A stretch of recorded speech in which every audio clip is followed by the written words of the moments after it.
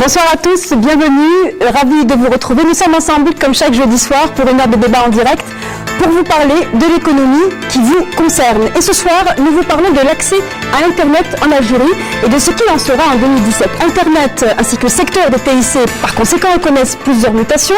Ces dernières années, ils ont évolué, mais beaucoup reste encore à faire dans ce domaine-là. Selon un dernier classement de l'Union internationale des télécommunications, l'Algérie a gagné 9 points sur l'indice de développement en TIC. Mais alors, comment, sur le terrain, cet indice se traduit-il? Comment vous, consommateurs d'Internet, percevez cette évolution en termes de démocratisation, d'accès à Internet, mais aussi d'évolution de l'économie numérique? Voici donc ce dont nous allons vous parler ce soir. Et nos invités sont là et bien placés pour répondre à nos questions. Bonsoir, messieurs, et merci d'avoir accepté notre invitation. À ma droite, Nassim Lounès, bonsoir. Bonsoir.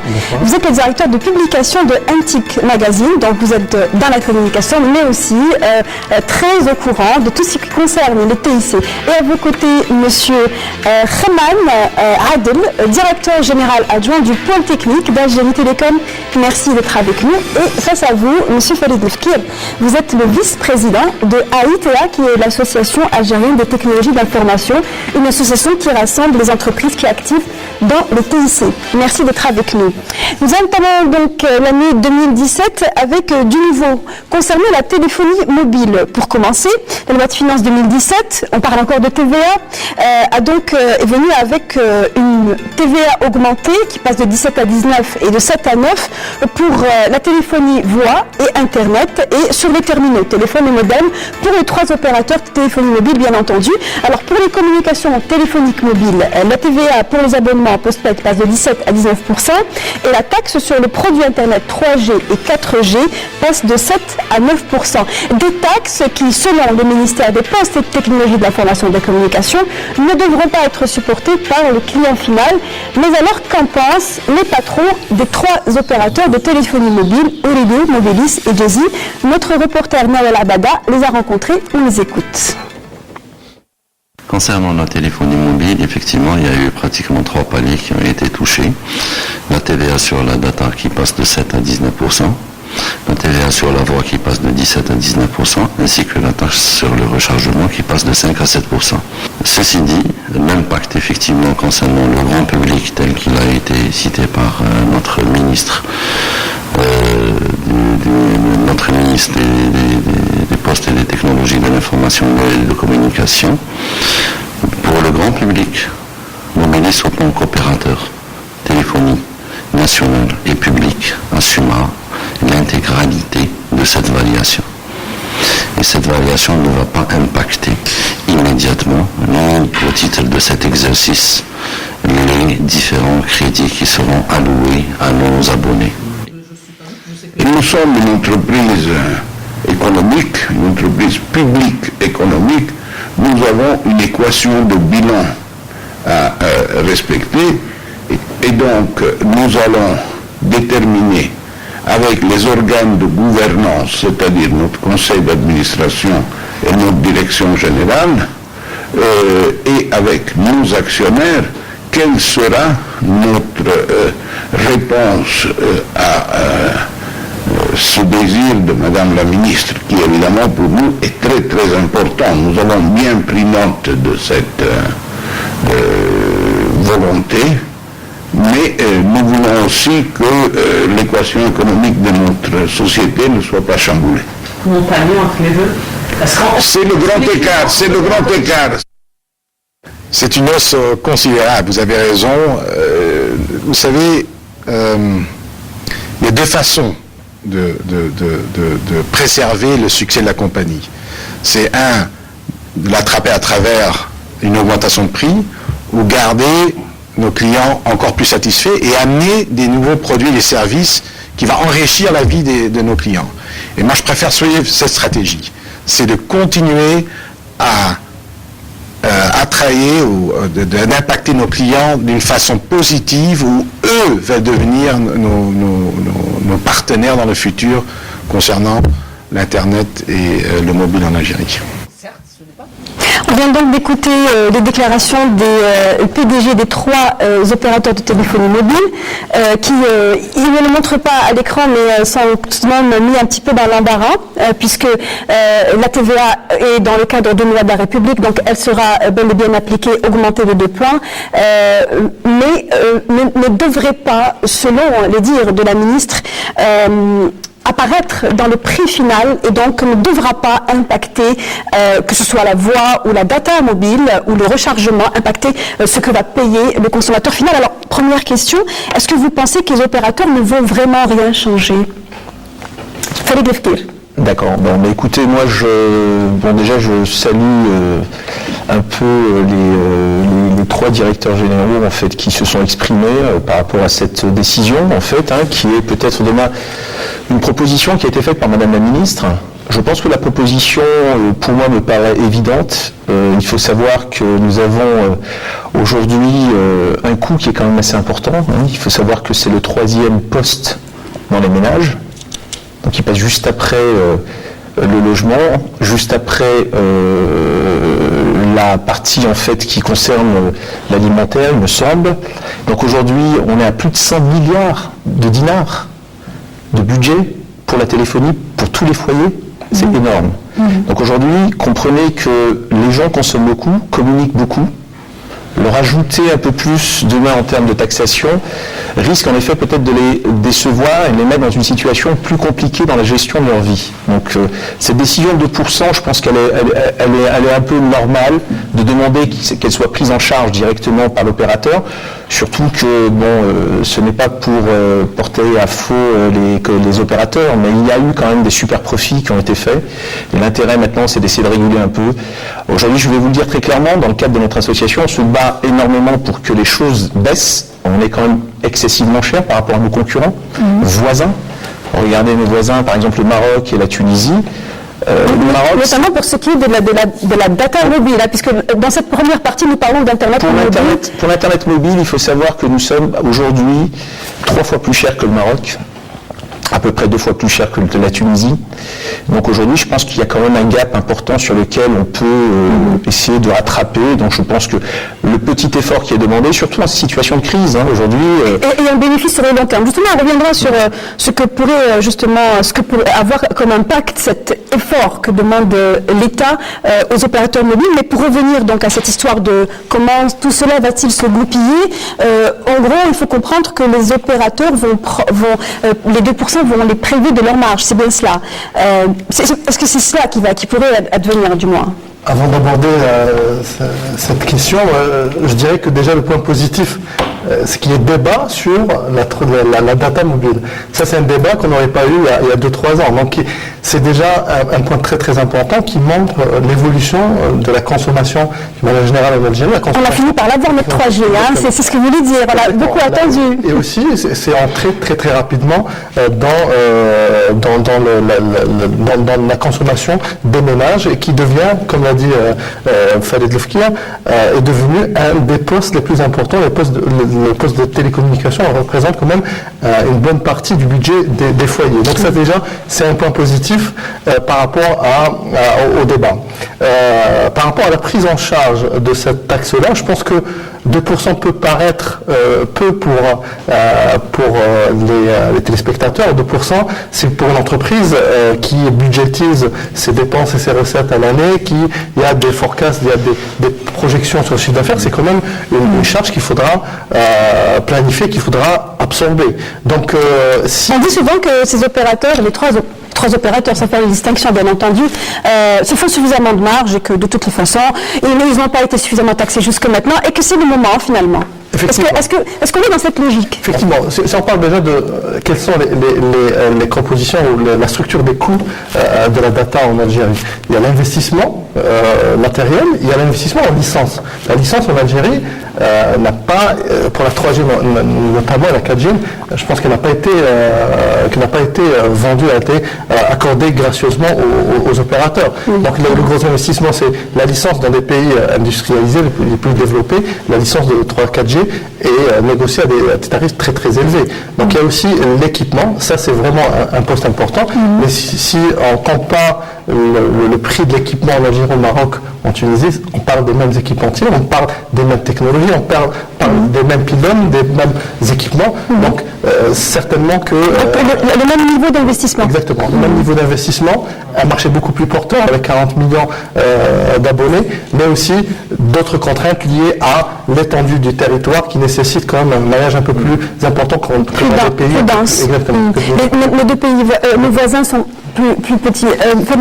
Oui, mais en fait, pour rebondir sur ce que dit donc Nassim Mounès, c'est qu'aujourd'hui, même s'il y a eu ce genre d'investissement, parce qu'on parle d'investissement entre la 3G et la 4G, parce que c'est vrai qu'on a parlé de la 3G, mais il y a la 4G qui est arrivée juste après, donc j'ai toujours un argument qui est un peu différent, parce que j'aurais préféré que la 4G patiente un peu, parce qu'il y avait un retour sur investissement important qu'on attend, bien sûr. Aujourd'hui, tout industriel ou bien toute compagnie a besoin de rentabilité pour pouvoir actionner d'autres parts aussi de ses activités, parce que comme disait tout à l'heure le directeur général... Elle a été lancée il y a très peu de temps.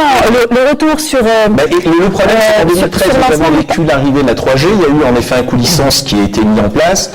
La 4G est arrivée 3 ans après. C'est un peu court en termes de retour sur investissement sur ce qui a été fait déjà en termes d'infrastructure. Bon, les opérateurs étaient très enthousiastes à vouloir se lancer aussi dans le projet 4G. Il faut savoir aussi, il faut donner quand même des chiffres, les licences vendues en Algérie sont quand même très très faibles. Aujourd'hui, vous savez, nous avons vendu la licence 4G pour les 3 opérateurs autour de 100 millions de dollars. Tandis que le Maroc et la Tunisie sont à plus de 200 millions de dollars, donc c'est le double.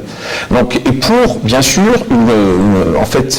des consommateurs qui sont beaucoup plus faibles que les nôtres. Donc aujourd'hui, vous voyez que nous, les postes de communication, c'est des postes qui sont quand même assez élevés. Donc c'est vrai qu'il y a ce principe de retour sur investissement qui peut être rapide pour certains. Et la consommation est moindre parce que c'est encore cher, c'est encore très cher. Depuis son lancement, peut-on dire qu'Internet mobile est démocratisé aujourd'hui ? Oui, si on prend les chiffres, il faut savoir qu'en Algérie... En termes de coût, Nassim Mounès. Non, je parle en termes de coût. En termes de pénétration de l'Internet mobile, je pense que les chiffres le disent. On est passé en 2013 de 12 millions d'internautes à 20 millions aujourd'hui, grâce...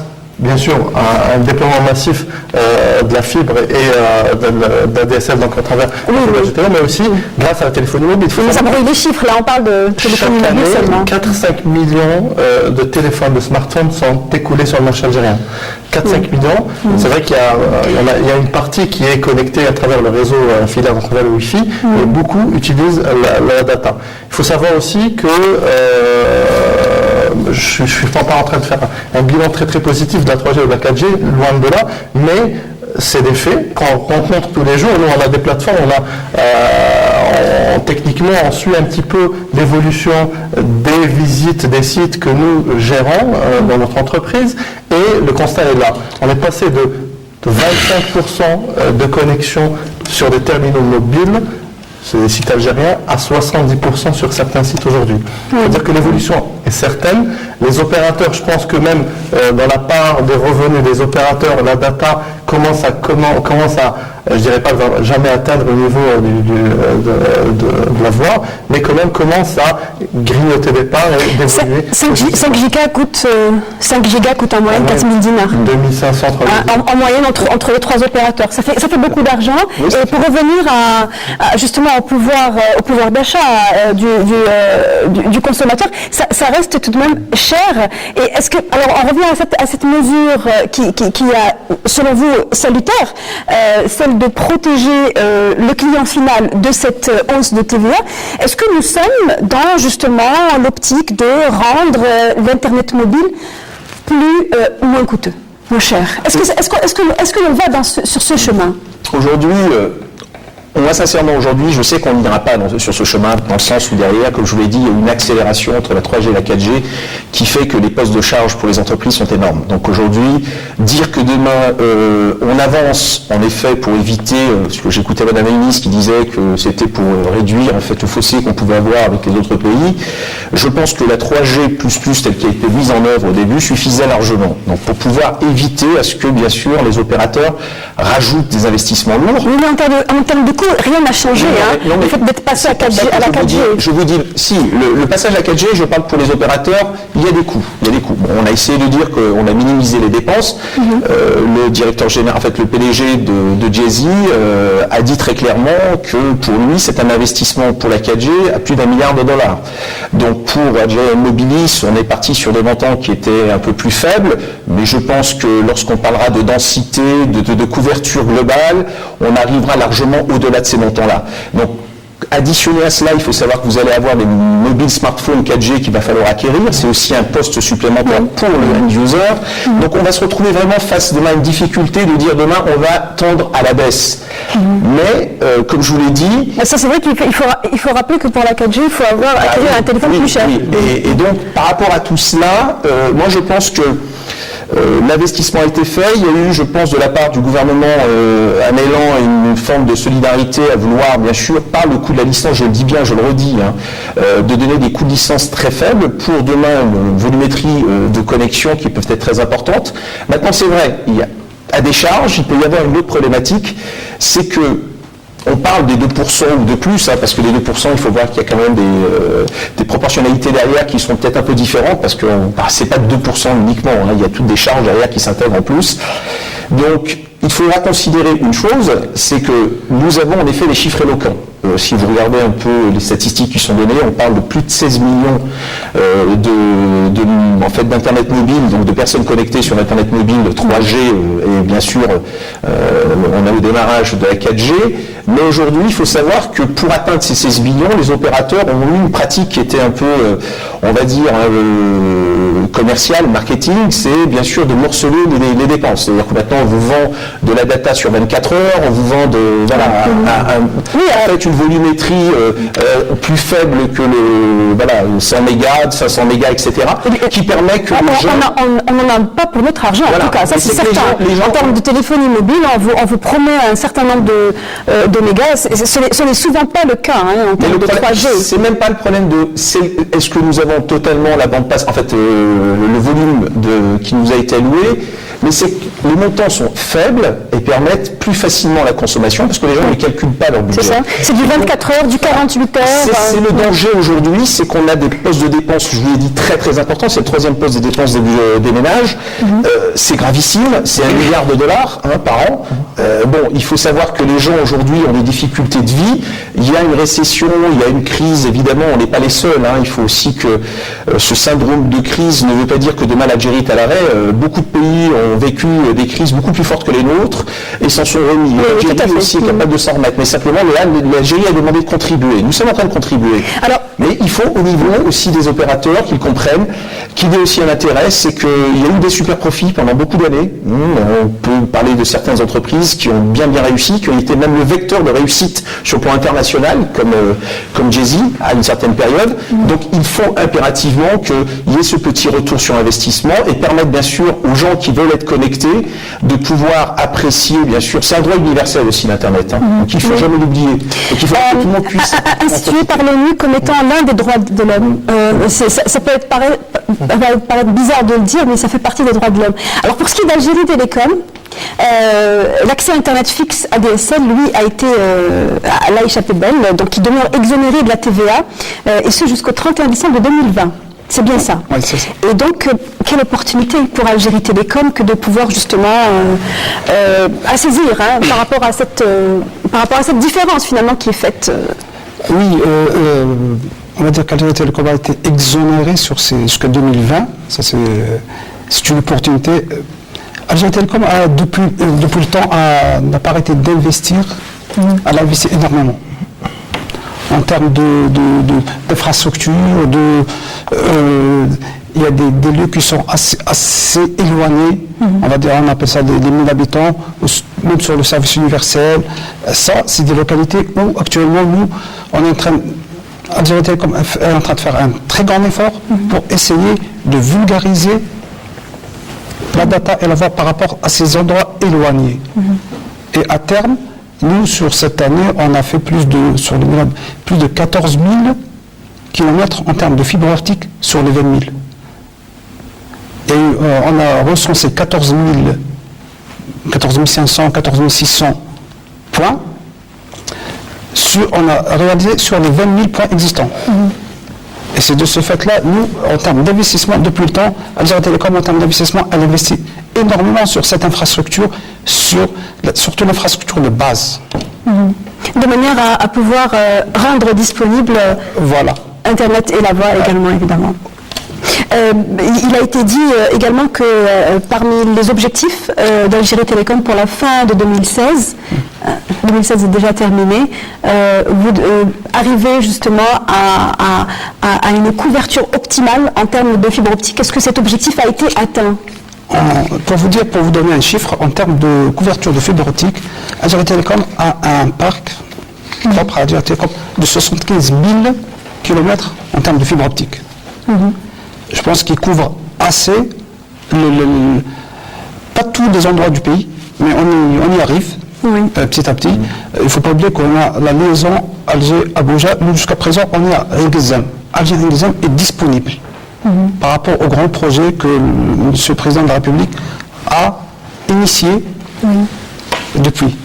Aussi, en termes d'infrastructure, il y a un projet qui est vraiment un projet très important, c'est celui de, on appelle ça Orval, Alval, c'est Oran-Valence et Alger-Valence, qui sera aussi livré, on va dire, avant la fin de l'année 2017. Ça, c'est des coûts que Algérie Télécom et aussi le ministère sont en train de prendre sur eux. Oui, en fait, moi, je voudrais revenir pour Algérie Télécom parce que aujourd'hui, Algérie Télécom, pour moi, est un géant qui ne sait plus où donner de la tête. Ils ont beaucoup d'activités. On explique aujourd'hui tout ce qui est en train d'être fait. Donc il y a beaucoup d'investissements. Il y a beaucoup, en effet, il y a des projets. Plusieurs priorités, on va dire. Voilà, plusieurs priorités, des infrastructures à consolider, changer, bien sûr, une conduite de changement au sein même de l'entreprise, des objectifs aussi de satisfaction client, parce qu'aujourd'hui, beaucoup de travail est fait au niveau d'Algérie Télécom, mais ça ne se voit pas sur le terrain pour le client final. Ça, c'est aussi... En termes de débit. C'est la question qui doit être posée principalement au sein de cette entreprise et d'essayer de voir pourquoi ça ne va pas. Donc, alors moi, je suis un peu ravi et c'est pour ça que j'espère, c'est un vœu pieux, comme on dit, parce qu'il y avait cette idée de lancer cette nouvelle réforme de la loi sur les télécoms pour pouvoir un peu soulager Algérie Télécom, c'est-à-dire qu'on laisse Algérie Télécom gérer en fait le backbone de distribution et permettre derrière une certaine forme de, on va dire, de partenariat avec le secteur privé qui à terme pourrait peut-être, on parlera de la boucle locale tout à l'heure, mais qui permettra donc bien sûr de soulager pour le dernier kilomètre et pour que ces gens puissent s'établir et permettre à ce qu'il y ait des opérateurs alternatifs et permettront de renforcer peut-être demain cette option en fait d'améliorer les services d'Algérie Télécom. Parce qu'aujourd'hui c'est vrai qu'il y a beaucoup de travail qui est fait avec Algérie Télécom, mais il y a une défaillance sur le dernier kilomètre jusqu'au client final. C'est pour ça qu'on a beaucoup de déceptions. C'est pour ça qu'aussi on a de la DSL qui est catastrophique en Algérie. Nous avons très très peu de connectés. On est à moins de 2 millions et ceci depuis 5-6 ans qu'on attend le passage aux 6 millions. Il y a eu des plans quinquennaux qui ont été mis en place pour passer à 6 millions. À combien est le stock d'abonnés chez Algérie Télécom? Algérie Télécom, on est à 4 millions en termes de voix DSL. On est à 4 millions 600 000. Ça en termes de... Non mais vous additionnez la voix et la DSL. Voilà. Donc si on sépare, ça ne pas les mêmes résultats. Oui, C'est pas le même résultat, oui. Sachant que tout le monde utilise à la voix, à la ligne pour la DSL, on est d'accord. Oui, il y a deux technologies. Essentiellement. Il y a deux technologies. Il y a l'ancienne technologie qui sera normalement déposée cette année, monsieur le Carme, la technologie TDM. C'était avec... C'est-à-dire TDM TDM, c'est l'ancienne technologie numérique qui est associée au DSLAM. C'est des équipements qui ont été, on va dire, maintenant renouvelés avec des AMSAN. C'est la nouvelle technologie qui pourra maintenant, on peut aller avec ces équipements jusqu'à 20 mégas. Mais par contre, comme on a dit bien, monsieur Leclerc, il y a toujours le dernier kilomètre où cette boucle locale qui fait de temps en temps défaut, puisqu'il y a la vétusté, il y a Quelles sont les raisons justement pour lesquelles ce dernier kilomètre pose toujours problème? Franchement, il y a vraiment, on n'arrête pas de renouveler, comment dirais-je, d'améliorer. Mais c'est toujours ça, ce problème de cette boucle locale qui normalement, à travers cette année, puisque cette année vraiment on a pris du recul, on est resté, on a pris du recul, on a fait un constat. On a établi vraiment, c'est vrai que les gens ont de l'Internet, on propose du 2, 4, 8 mégas et même avec du 20 mégas. Cette année, vraiment, là, on est en phase de lancer un très grand projet. Et là, ça sera vraiment du FTTH pour 1 million d'abonnés, qui sera vraiment... On va commencer par les plus grandes villes. Il y a du greenfield, des nouvelles habitations. Et ça sera aussi une partie qui sera modernisée. Ça sera soit du FTTH, soit du FTTB. C'est de building. Et là, on sera sur des équipements qui feront du ADSL Victoring. Et là, juste pour arriver à fournir du 100 mégas. Et vous allez cibler les nouveaux sites nouvellement construits, c'est ça? Oui, justement. Une première expérience a été faite sur le site Nouvelle Ville Sidi Abdallah. C'était une expérience qu'Algérie Télécom a faite récemment. Et là, on a eu du résultat réel. On a eu du 100 mégas par appartement. 100 mégas net par appartement. Ça a été vraiment... Au niveau du client, évidemment. Non, au niveau du client. Pas au pas de la porte. Hein. Non, justement, ça c'est vraiment au niveau du client. Ça a été testé. Actuellement, ça marche. Là, on est parti sur 10 000 sur Sidi Abdallah. On est en train de continuer sur la deuxième partie. Vraiment, ça c'est pour essayer de fournir ces 100 mégas du très haut débit aux clients. Et il faut aussi rappeler que tous ces investissements, ça coûte beaucoup d'argent. Énormément. D'où cette mesure qui entre dans un projet de loi qui n'a pas encore été validé par les deux chambres, mais qui consiste à lever le monopole, puisqu'on en parle, le monopole d'Algérie Télécom sur la boucle locale. Qu'est-ce que cela va-t-il changer selon vous? Commencez par vous, Simounes. Ça va changer, donc il faut se rappeler que cette situation-là existait il y a une dizaine d'années, avec l'EHPAD qui a permis quand même de combler un déficit à l'époque d'Algérie Télécom. Mais vous parlez d'un opérateur privé, exactement. EHPAD, qui a existé, qui a disparu. Qui a fourni quand même, qui a permis surtout dans les grandes villes de fournir un service de qualité et un service alternatif à celui d'Algérie Télécom. En appui finalement, il était là en appui et en support à ce que pouvait offrir Algérie Télécom. Quand on parle d'Algérie Télécom, d'accès à la DSL ou d'autres services, comme l'a dit Farid tout à l'heure, il faudra impérativement impliquer le privé dans cette démarche-là.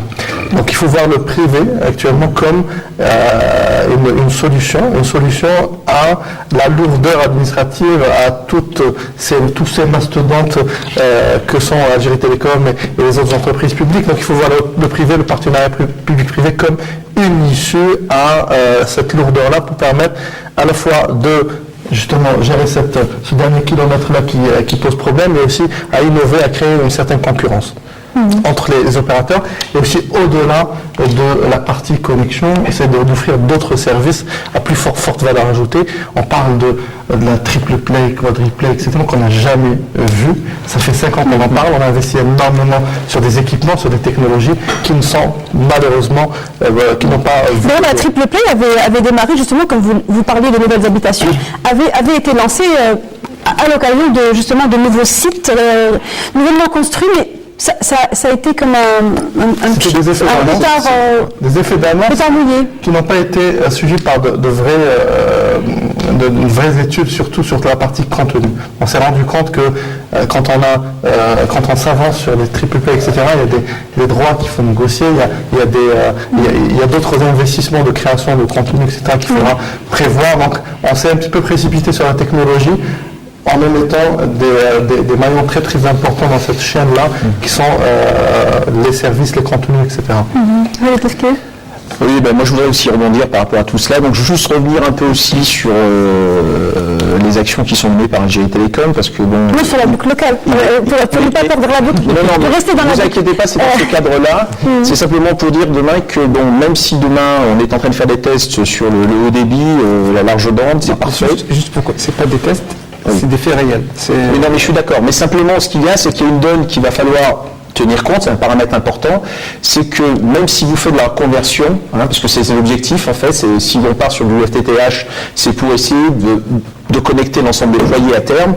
Aujourd'hui, vous serez sur des bases peut-être de 100 000, 150 000 lignes par an pour basculer, et ça serait déjà exceptionnel en termes de travail. Donc sur la quantité de lignes que vous avez actuellement, on est quand même sur des bases qui peuvent aller jusqu'à 20 ans.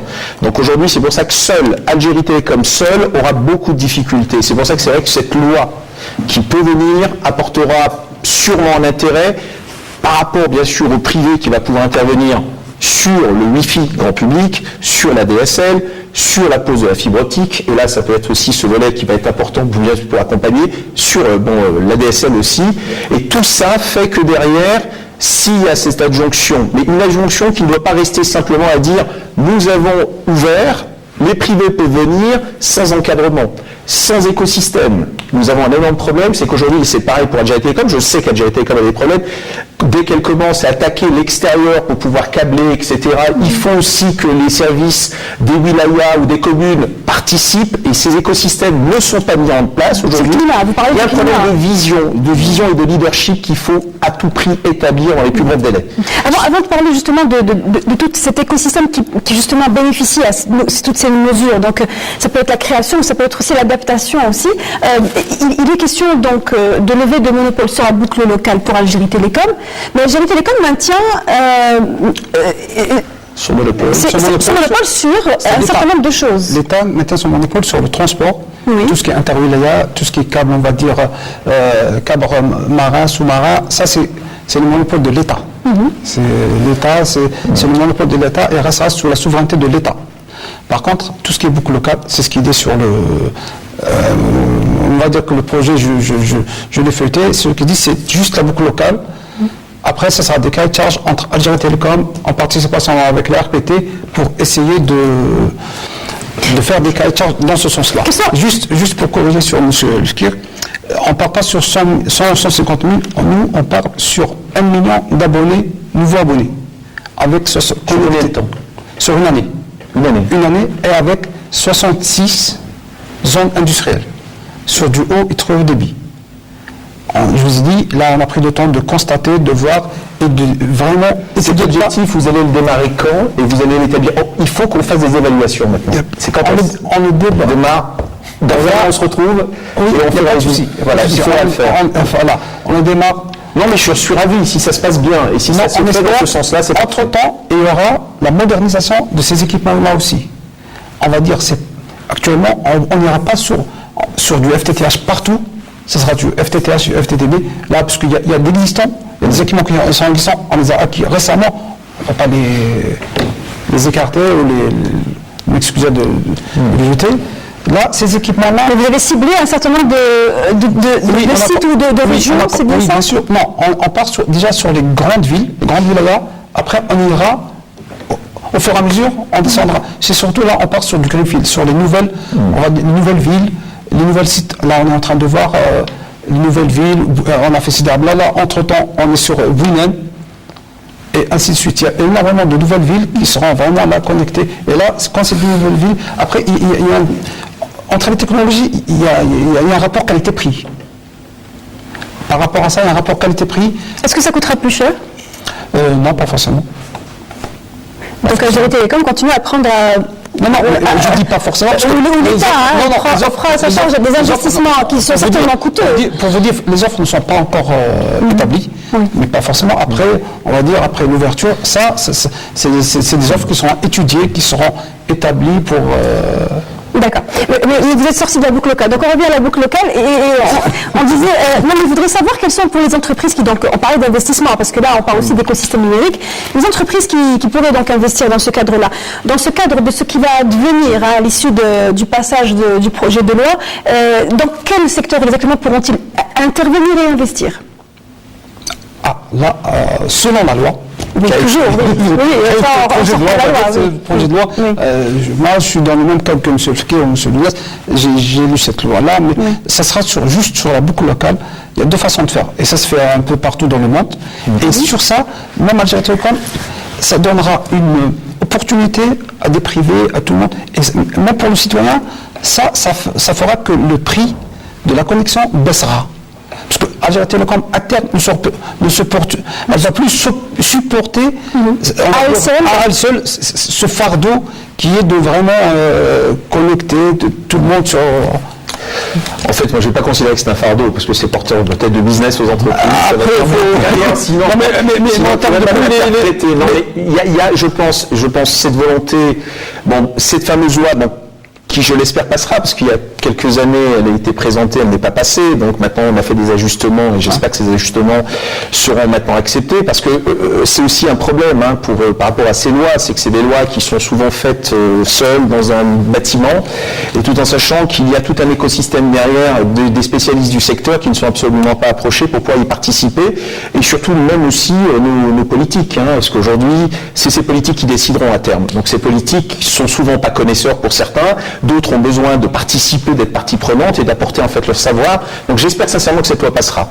Maintenant, pour ce que vous avez dit, moi ce que je ne veux pas aussi, c'est qu'on oublie ceux qui aujourd'hui sont en instance d'une ligne téléphonique, ceux qui ont besoin d'une connexion Internet et qui aujourd'hui se battent même pour avoir la 3G et souvent dans des zones isolées parce que les bâtiments sont souvent très compliqués et très épais, donc ne permettent pas d'avoir une bonne couverture pour pouvoir leur permettre d'avoir des accès. Donc toutes ces choses-là doivent être prises en charge. Et c'est pour ça que c'est vrai que la lourdeur de tout ce travail, cette charge de travail qui incombe aujourd'hui à Algérie Télécom, je pense qu'il doit y avoir une nouvelle réflexion. Sincèrement, parce qu'il faut à tout prix essayer de penser et intervenir à celui qui va demain être en fait ce levier de contestation.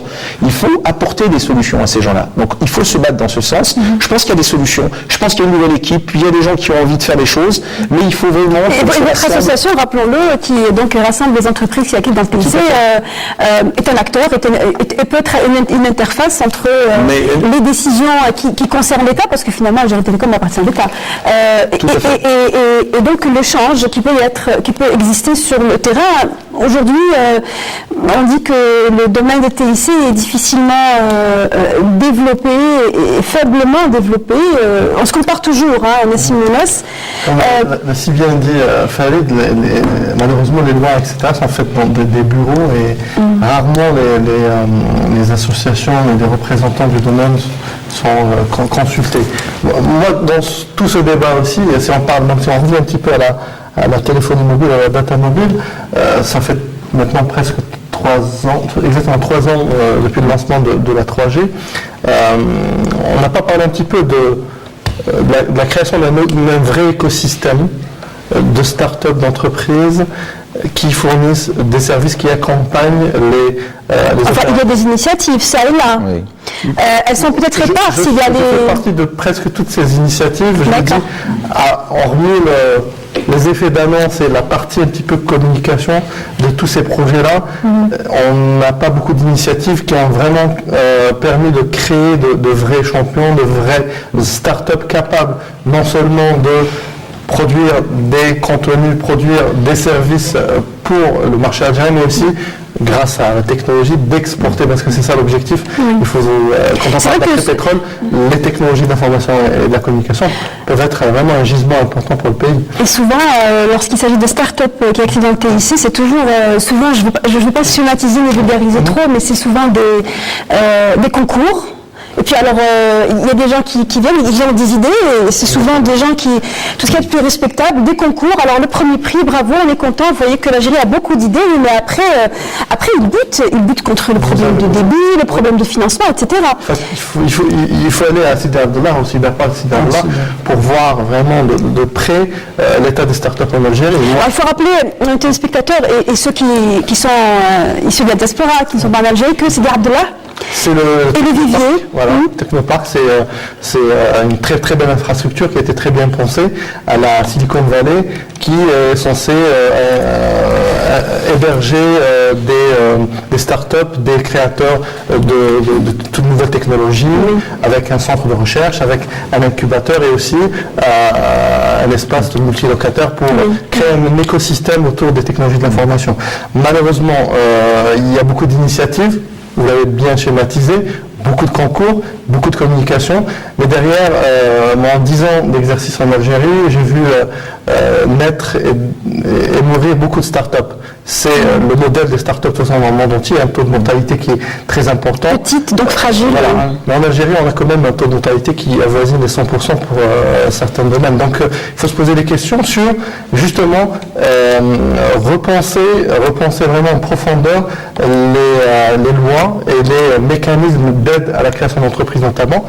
Angèle, on dit CNAC et Ansège, donc qui ne sont pas adaptés à ce type d'activité. Il faut savoir que pour une start-up, les postes de dépenses, surtout d'investissement, sont relatifs à la recherche et développement. Donc c'est tous les développeurs, tous les techniciens qu'on met pendant 2-3 ans pour créer un produit qui doivent être payés, qui doivent être aussi rémunérés, il y a de la connexion, etc.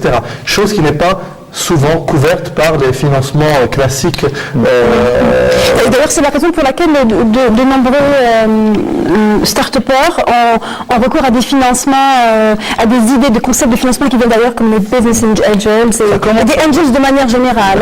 Donc c'est du parrainage en fait d'entreprises. Mais est-ce que j'aurais raison en disant que on revient au problème du débit et donc voilà. Et souvent, les gens qui sont dans les startups de TIC, ils ont beaucoup de difficultés avec Écoutez, ils ont les yeux enflés parce qu'ils travaillent toute la nuit. Ce n'est que la nuit que la connexion est bonne. Non. Est-ce que c'est un problème qui est endémique? On ne va pas caricaturer de cette manière. Moi, je pense qu'aujourd'hui, en effet, on a beaucoup de soucis parce que aujourd'hui, c'est vrai que la concentration qui a été faite, que ce soit par les pouvoirs publics ou par rapport à nos besoins, on avait besoin de connectivité, donc on était beaucoup plus dans l'infrastructure. Je pense qu'on en a même trop fait, au détriment de la donnée qui était la plus importante, c'est l'information. D'accord ? Donc le fameux I qui se trouve dans les TIC dont on parle tout le temps et qui permet aussi de nous amener dans une transformation à l'économie numérique, qui est un volet encore plus large et plus compliqué. Et toutes ces choses-là, donc, c'est qu'on est resté dans la connectivité. Donc aujourd'hui, comme vous avez cité Abdallah, les débits sont assez bons, il y a des choses intéressantes. Le problème des incubateurs, c'est un problème, en effet, comme tu l'as dit très justement tout à l'heure, il n'y a pas d'écosystème réel. Aujourd'hui, un incubateur ne peut pas vivre s'il n'a pas demain un lien avec l'industrie, si l'industrie n'est pas impactée par cela, si demain nous n'avons pas aussi l'enseignement supérieur, la recherche, les innovants qui puissent intervenir, parce que vous pouvez avoir une jeune start-up qui n'est pas peut-être demain le concepteur ou qui apporte l'idée, mais se fait associer avec des chercheurs qui ont déjà des idées et qui peuvent être demain des industries, on va dire, c'est des recherches appliquées. Et ça, par rapport à ça, c'est que cet écosystème n'existe pas. Ces liens, ces connexions entre les différentes structures, les différents services. Est-ce qu'il n'y en a pas assez? Non, pas du tout. Comment est-ce que c'est bien? Aujourd'hui, les choses sont simples. Ça se fait naturellement, normalement. Oui, aujourd'hui, nous avons quelque chose de fantastique. Nous avons là des pays qui a des lois fantastiques, mais qui ne sont jamais appliquées. Fantastique. Jamais. On en applique certaines, mais dans notre secteur, ça pose défaut. Parce que sincèrement, ces lois sont utiles. Il faut voir, nous avons des fonds aussi qui sont attribués, il y a des fonds importants, que ce soit pour la partie TIC, le fonds à usage des développements des technologies d'information et de communication, le FOTIC. Vous avez aussi au niveau de la recherche le FNR qui est là pour pouvoir soutenir des développements et surtout pour ces jeunes chercheurs qui ont des idées intéressantes et pertinentes. Moi, ce qui me désole, c'est, comme vous l'avez dit très justement, c'est que souvent, ils vont drainer des concours à l'étranger pour essayer d'avoir un petit capital pour pouvoir finaliser leur prototype, pour pouvoir essayer de voir la commercialisation ailleurs et non pas localement. Mais ça veut dire aussi que les parrains potentiels, ça va être peut-être des entreprises étrangères et pas des entreprises algériennes. C'est qu'il faut aussi s'autocritiquer. C'est l'écosystème, il est censé venir des pairs, donc les pairs, c'est peut-être des entreprises qui sont déjà suffisamment établies, des moyennes ou des grandes. Est-ce qu'ils sont aujourd'hui intéressés pour parrainer et pour justement aider? Parce que finalement, les fonds, vous l'avez soufflé, Nassim Niasse, les fonds, on ne les voit pas trop. On ne les voit pas trop. Quand on parle de FOTIC, qui est censé aider justement le développement du contenu algérien, il y a eu, je pense, en 10 ans, deux appels, c'est pas des appels d'offres, c'est des appels à contribution, appels de soumission de projets qui ne sont pas faits dans la transparence et qui n'ont permis malheureusement que de la création, je pense, de sites internet pour certains ministères et aussi d'équipements de certains établissements. Alors que la finalité était plus de financer les acteurs privés des télécoms. Les startups, moi j'ai été il y a un mois au Cyberpark de Sir Abdallah pour justement participer à une énième compétition de start-up. Et le constat est qu'on a une énergie, on a une jeunesse qui est très au fait des nouvelles technologies. C'est vrai que l'université, les programmes de l'université, quand on parle de l'ESI, de l'USTHB ou d'autres qui forment les ingénieurs d'aujourd'hui, ne sont pas au standard, en normes, en matière d'enseignement des nouvelles technologies, mais grâce à Internet, grâce aux ressources qui sont disponibles sur le net, ces gens-là sont à la pointe, mais malheureusement, on ne crée pas de contenu pour le local. Il y a des plateformes d'offshoring, des plateformes de développement à l'international où ces jeunes-là s'inscrivent, développent et créent du contenu pour d'autres pays. Pour des raisons très très simples, c'est qu'en Algérie, on n'a pas encore un écosystème, on n'a pas encore une dynamique, alors qu'on a tous les ingrédients pour ça. On a 1500 mairies, on a 48 wilayas, on a des centaines et des milliers d'entreprises qui ont besoin l'institutionnel qui pourrait être exactement. dans le cadre de du e-governance dont on parle chaque entreprise a besoin d'un site web, d'un système d'information, d'un ERP, d'un système de badging, etc. Donc tout ça, c'est un potentiel extraordinaire qui n'est malheureusement pas très très développé par du public, la crainte, cette peur-là d'aller vers le privé, et le privé qui n'a souvent pas les moyens d'aller se permettre des solutions pareilles. Donc, multinationales qui s'intéressent au TIC, pour le moment, c'est que des concours, que des effets d'annonce, mais réellement, concrètement, à part quelques initiatives, on ne voit pas de champion pour demain. Adel Khelman, quel regard portez-vous sur ce qui semble être une déconnexion entre le tissu économique et ce qui peut être généré en termes d'énergie de ces start-up de TIC, en TIC? Franchement, après ce qu'a dit M. Lounet, ça c'est une réalité. Là, on ne pourra pas la nier, puisque aussi ces startups-là ont besoin on va dire, commercialiser, ont besoin d'avoir tout ce qui est pour budgétiser ou même pour pour pouvoir activer avoir un retour sur investissement. Nous, ce qu'on a fait, c'est que par rapport au projet dont je parlais tout à l'heure, nous, avec des partenaires avec qui on est en train de travailler, on a obligé ces partenaires-là à travailler avec toutes les entreprises en siège dans le domaine des télécoms. Il y a une exigence, il y a un document qu'on signera où on est obligé de faire participer ces entreprises-là par rapport à la formation au niveau d'Algérie Télécom, avec ses partenaires, on va dire des télécoms sur le haut, très haut débit, et faire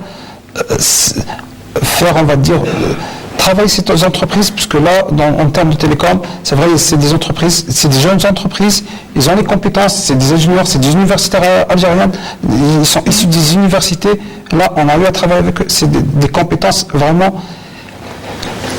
On trouve des gens vraiment très lumineux, c'est des personnes vraiment, ils sont à la hauteur. Dans ce fait, nous, après ce que j'ai dit à Fikir, dans notre projet haut et très haut débit, on a insisté de faire participer ces gens-là. Il faut rappeler également qu'Algérie Télécom a œuvré pour former un certain nombre d'entreprises en siège pour la pose de fibre optique, c'est bien ça? Oui, c'est ça. Et on ira même sur les nouvelles technologies avec ces mêmes entreprises et d'autres pour, on va dire, les aider et travailler avec eux dans ce sens-là. Une dernière question avant de finir ce débat. Il y a énormément de questions. Alors, on a parlé de la création de start-up et des difficultés qui existent en ce moment dans cet écosystème. Il y a un environnement. Aujourd'hui, est-ce que l'environnement est favorable pour héberger des sites Internet en Algérie? Car c'est aussi une prestation qui peut être faite à notre niveau. Ce n'est encore fait que faiblement et paradoxalement, ça revient très cher puisqu'on revient toujours à la question des coûts. Fallait Defkir. Ce qu'il y a, c'est que sur cet aspect-là, il faut savoir que l'objectif en fait d'hébergement, c'est un objectif qui est vraiment crucial. C'est-à-dire qu'aujourd'hui, en effet, nous avons beaucoup de compagnies qui mettent en place des data centers dignes de ce nom. Ça marche très bien. Des compagnies algériennes, 100% algériennes. Donc, ça ne pose aucun problème pour nous demain de concevoir des sites d'hébergement. Maintenant, ce qui pose problème, c'est en effet, c'est de pouvoir avoir cette connectivité, donc le plus rapidement possible. Donc là, aujourd'hui, on parle de plus d'1 million en l'espace d'une année. Donc si un gros data center s'installe, il faut impérativement aller très vite, parce qu'il va falloir lui permettre de pouvoir faire cela. Mais il y a une donnée qui est capitale pour les data centers, parce que même si cette partie data center sera ouverte au privé, donc ça c'est dans la nouvelle loi, mais il y a un danger. un danger important. C'est que le privé peut s'installer en termes de data center, en fait monter un data center, pouvoir apporter des services, mais c'est qu'aujourd'hui nous avons une commande publique qui est à hauteur de 70%. Comprenez que les institutions, les structures qui ont peut-être cette nécessité d'externaliser, n'iront pas chez le privé. Actuellement, il y a cette problématique conceptuelle d'accepter d'aller chez le privé, d'installer ces données, de mettre en place, etc., ces systèmes d'information. Je pense qu'aujourd'hui, il faut vraiment qu'il y ait pour chaque loi, chaque élément inscrit, des concertations avec toutes les parties, de manière à ce qu'on ouvre sérieusement. Ce n'est pas simplement dire demain, vous avez le droit de le faire, les gens vont investir. Je peux vous dire une chose, il y a des data centers, on n'a pas entendu cette loi, il y a des data centers privés qui se sont montés et qui aujourd'hui risquent d'être en faillite parce qu'ils n'ont pas assez de clients. Parce que ce n'est pas que le privé qui pourra leur permettre de bien vivre, parce que c'est quand même des infrastructures un peu coûteuses, d'une maintenance régulière. Donc il faut qu'il y ait ce soutien, il faut que l'État aussi... Donc il y a un problème de confiance à lever impérativement. Vous savez, qui fera que l'économie numérique avancera en Algérie? C'est uniquement les politiques publiques qui seront menées en Algérie dans ce sens. Si les politiques publiques sont en phase avec tous les investissements consentis, je peux vous assurer que les choses iront pour le mieux et on aura non seulement des créations d'emplois, une augmentation sur notre PIB aujourd'hui, parce que le PIB que nous avons dans notre secteur, c'est les 3 sur les 4% que nous avons 3 et quelques pourcents qui appartiennent aux télécoms. Les miettes sont dans ces petites entreprises, ces PME, PMI qui essaient de faire du développement, qui essaient de faire ce fameux contenu qui est vital pour nous. Et ça n'est pas complet. Les télécoms ne peuvent pas à elles seules finalement consister en... Aujourd'hui, on a trouvé une clientèle... une économie numérique. Les télécoms marchent bien parce qu'ils ont trouvé une clientèle. Nous sommes des bavards, nous aimons le téléphone, nous aimons parler, donc aujourd'hui, et nous allons surfer, donc qu'est-ce qu'on nous fait? On nous donne un accès à Internet. On a une 3G qui fonctionne bien, parfois mieux que le Wi-Fi. Donc aujourd'hui, on arrive à satisfaire une clientèle uniquement sur les choses qui ne construisent pas une nation aujourd'hui. Parce que là, aujourd'hui, nous consommons souvent l'extérieur, parce que tous les accès passent par cette fameuse bande passante qui est internationale et qui nous coûte très très cher. Donc il faut impérativement aujourd'hui, non seulement mettre des data centers, faire aussi des points d'échange Internet pour pouvoir éviter les redondances, pour que tous les opérateurs, que ce soit les 3 opérateurs, se connectent sur ces points. On en fait un, ça serait magnifique en Algérie, de manière à mutualiser, à permettre demain que tout le monde puisse se connecter, d'améliorer aussi les vitesses de connexion. Ces principes-là, si on les met en œuvre, qu'on crée tout, qu'on met cet écosystème, mais ça, c'est une feuille de route qu'il faut mettre en œuvre. Il faut qu'elle soit claire, identifiée et présentée. Si elle est claire, identifiée et présentée, je ne vois pas quelle entreprise refuserait d'y participer. Certainement pas. Et un dernier mot, Nessim Lounes, à ce propos. Les ingrédients sont là. Donc, comme a dit Farid, l'infrastructure, l'Algérie a investi énormément sur l'infrastructure ces 10 dernières années. Elle est en train de mettre un arsenal juridique pour permettre de libéraliser certains domaines, la loi sur les TIC, la loi sur le e-commerce qui est en préparation, la loi sur l'économie numérique qui est aussi en préparation, le e-payment qui a vu le jour, donc c'est ses débuts. Donc les ingrédients commencent à venir. Le plus important, c'est d'avoir une vision, c'est vraiment d'imaginer cette Algérie-là de 2020 qui ne doit pas uniquement penser à... C'est pas loin, 2020. Oui, c'est ça. On a parlé de l'Algérie 2013, on est en 2017. Malheureusement, peu de choses ont été faites sur le domaine du contenu, sur justement cet après-pétrole-là qui doit, où le numérique a vraiment sa place et son rôle très très important dans l'avenir. Adel Kheman, un dernier mot à propos de l'hébergement qui, en termes de bande passante, est très coûteux et qui, pour l'heure, ne s'est pas beaucoup développé. Quelques minutes. À terme, je pense, avec le besoin, c'est vrai, elle n'a pas été développée, mais à terme, je pense, avec la possibilité et avec cette bande passante, et la possibilité d'avoir une bande passante qui est fiable, qui est du haut débit, je pense que là, tout le monde ira sur ces data centers. Après, c'est vrai, il y a une confiance qui doit être entre public, privé, qui doit être, et je pense que ça viendra très prochainement.